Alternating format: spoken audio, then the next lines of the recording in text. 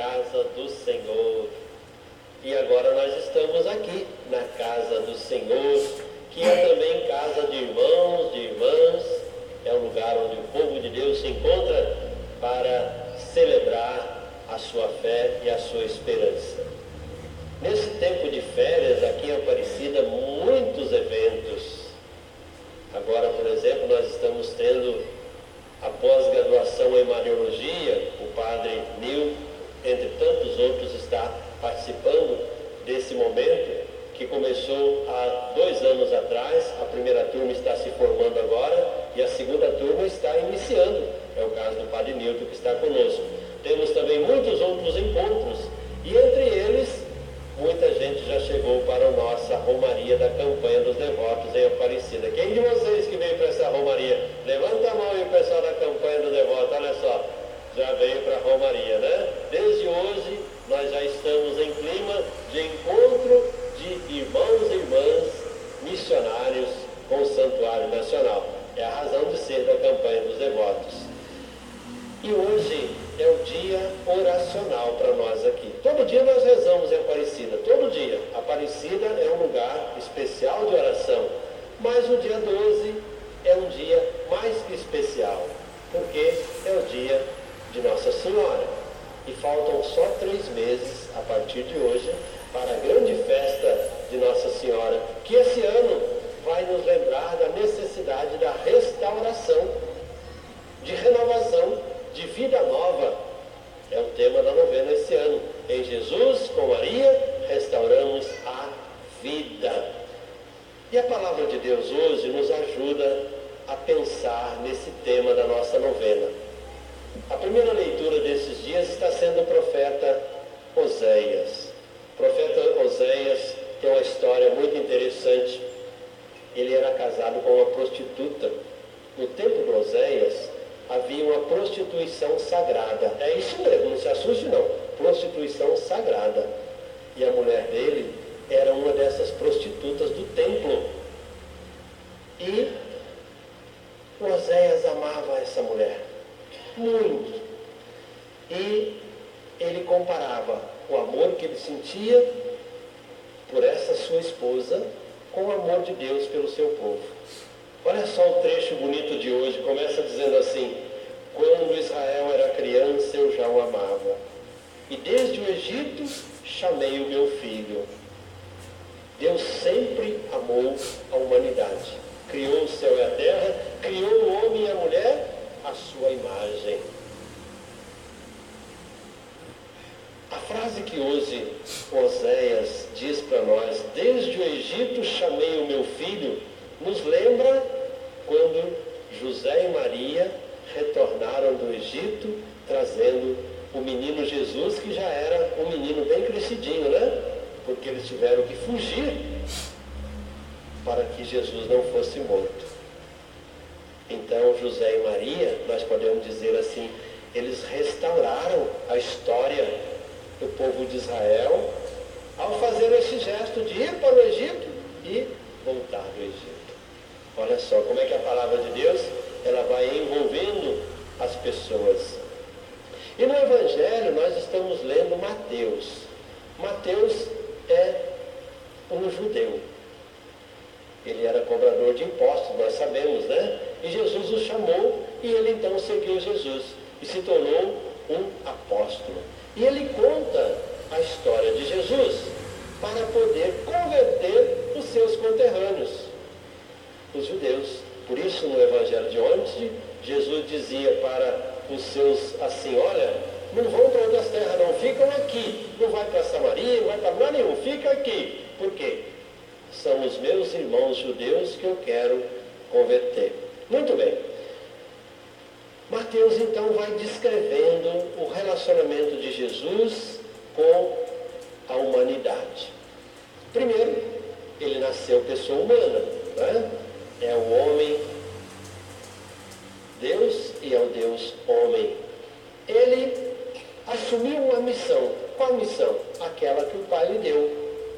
Ele até diz para Maria, lá no templo, né? Escuta, vocês não sabem que eu vim para fazer a vontade do meu Pai.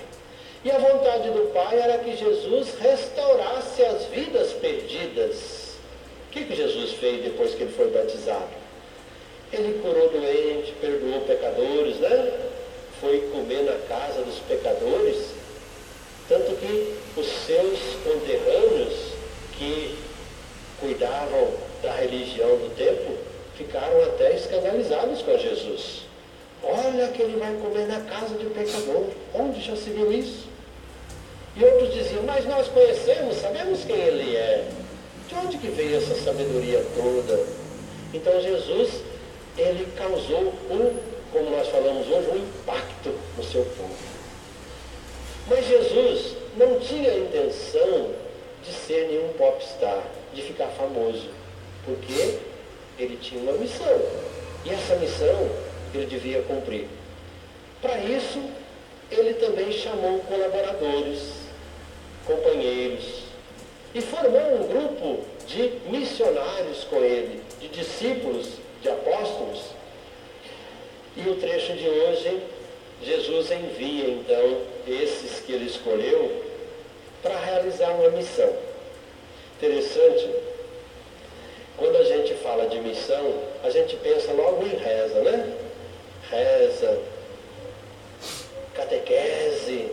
Olha só o que Jesus mandou os seus fazer.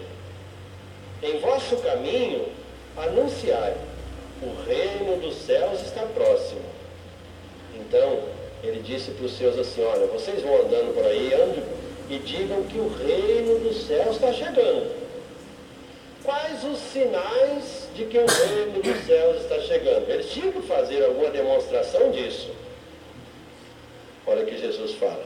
Curai os doentes. Ressuscitai os mortos. Purificai os leprosos. Expulsai os demônios. Eram essas 4 coisas. Curar doentes, ressuscitar mortos, purificar leprosos e expulsar os demônios. Jesus não colocou reza. Por que será que ele não colocou reza? Porque a oração faz parte da missão. Nem precisa de Deus mandar a gente rezar. Será que precisa? Não. Tanto que quando o discípulo chega para Jesus e fala, Jesus, o João ensinou seus discípulos a rezar, o Senhor não ensina a gente a rezar também? Aí Jesus chamou eles, vem cá, vem. Quando vocês forem rezar, não fique preocupado com a quantidade de palavras que vocês vão dizer. Digam assim, Pai nosso, que estais no céu, santificado seja o vosso nome, venha a nós o vosso reino, seja feita a vossa vontade, assim na terra como no céu. Primeira parte da oração, não é? E a segunda parte? O pão nosso de cada dia nos dai hoje, perdoai as nossas ofensas, e agora a missão, como nós perdoamos aqueles que nos ofenderam. E não nos deixeis cair em tentação, mas livrai-nos do mal. Ponto. É isso. Não precisa gastar muito tempo, né? Porque Deus já sabe o que a gente precisa. Porque Deus sabe das nossas necessidades e sabe até das nossas intenções. Então a oração, ela é a força da missão. Mas qual é a nossa missão?